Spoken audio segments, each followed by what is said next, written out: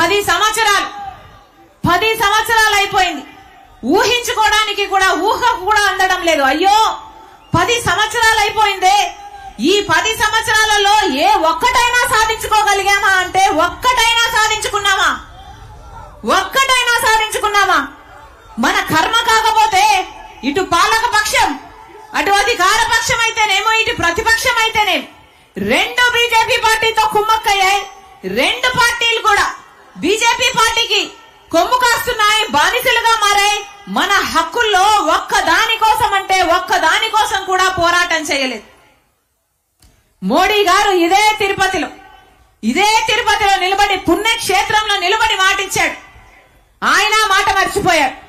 ఆయన రామభక్తుణ్ణి అని చెప్పుకుంటాడు కదా మోడీ గారు. 3 నామాల వానికే పంగనామాలు పెట్టాడు కదా మోడీ గారు. ఇదేనా భక్తి? పుణ్యక్షేత్రంలో నిలబడి మీరు మాటిచ్చారు. మీరు మాట తప్పి ఆంధ్ర రాష్ట్ర ప్రజలను మోసం చేయడమే కాదు, మీకు ఎంతో భక్తి ఉంది అని మీరు నమ్ముకుంటున్న దేవుణ్ణి కూడా మీరు మోసం చేశారంటే మీకు మనస్సాక్షి ఉన్నట్టా లేనట్టా? ఇక మోడీ గారిని కేడి అనగా ఏమనాలి? మోడీయా కేడియా? ప్రధానమంత్రి మోడీయా కేడియా?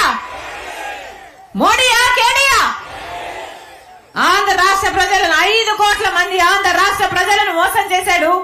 ఇక్కడ నిలబడి 3 నామాల వారి సాక్షిగా చెప్పిన మాటలు కూడా పంగనామాలు పెట్టాడటే ఇక కేడీగాక మోడీ ఏమైతాడు? మోసానికి మారు పేరు ఈరోజు మోడీ అంటే మోసం అంటే మోడీ. వాస్తవం కాదా? వాస్తవం కాదా? మోసమే చేశాడు కదా మోడీ గారు. ఏం చేశాడు? మోడీ గారు సమాధానం చెప్పారు, బీజేపీ పార్టీ సమాధానం చెప్పారు. 10 సంవత్సరాల ప్రత్యేక హోదా అని చెప్పిన వాళ్ళు 10 సంవత్సరాలు అయిపోయినా కూడా మీరు ప్రత్యేక హోదా ఇవ్వలేదు. మరి దీనికి ఆంధ్ర రాష్ట్ర ప్రజలకు ఏం సమాధానం చెప్తారు అని అడుగుతున్నా. పోలవరం కడతాము అని మీరు మాట ఇవ్వలేదా? మరి ఆ పోలవరం కట్టకపోతే ఆంధ్ర రాష్ట్ర ప్రజలకి మీ ముఖాలు ఎలా చూపించగలుగుతున్నారు అని అడుగుతున్నా. అద్భుతమైన రాజధాని అన్నారే, ఢిల్లీని తలపించే రాజధాని అన్నారే. మరి మోడీ గారు అసలు ఈ రోజు మనకు రాజధాని లేకుండా పోయిందే. చంద్రబాబు గారేమో సింగపూర్ ను చేస్తానన్నారు, అమరావతిని సింగపూర్ ను చేస్తానని 3D సినిమాలు చూపించాడు. ఇక జగనన్న గారేమో ఒక్క రాజధాని సరిపోదు, మాకు 3 రాజధానులు కావాలి అన్నారు. పోనీ మూడిట్లో ఒకటైనా అయిందా?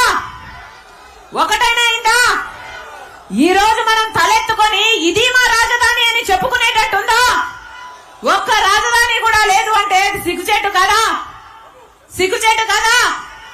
పక్క రాష్ట్రాలన్నీ వేగంగా దూసుకుపోతున్నాయి అభివృద్ధిలో, పక్క రాష్ట్రాలన్నీ బాగుపడిపోతున్నాయి. కానీ మనకు మాత్రం ఒక రాజధాని లేదు. అసలు సౌత్ ఇండియాలోనే మెట్రో లేని ఏకైక రాష్ట్రం ఆంధ్ర రాష్ట్రం. అభివృద్ధి చెందామా? ఒక్క అడుగైనా ముందుకు వేయగలిగామా?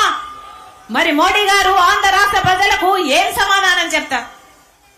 అసలు ఇదే మైదానంలో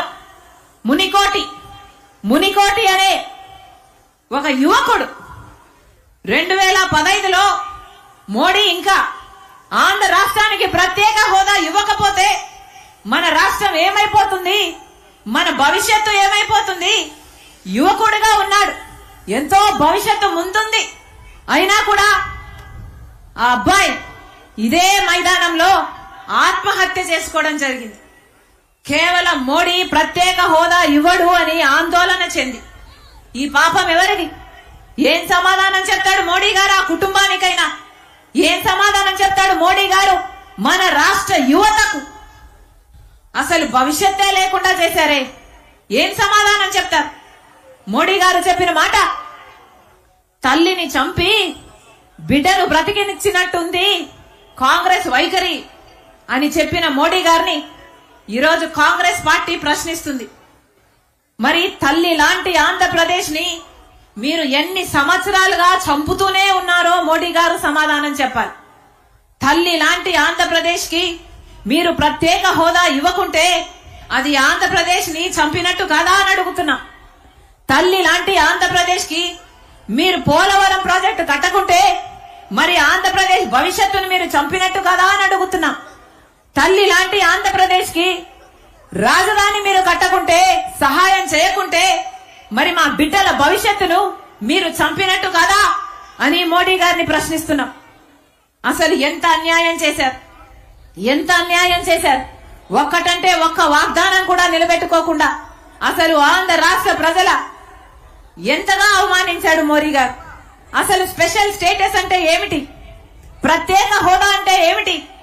ప్రత్యేక హోదా ఒక రాష్ట్రానికి వస్తే పరిశ్రమలన్నీ ఆ రాష్ట్రానికి ఉరుక్కుంటూ వస్తాయి.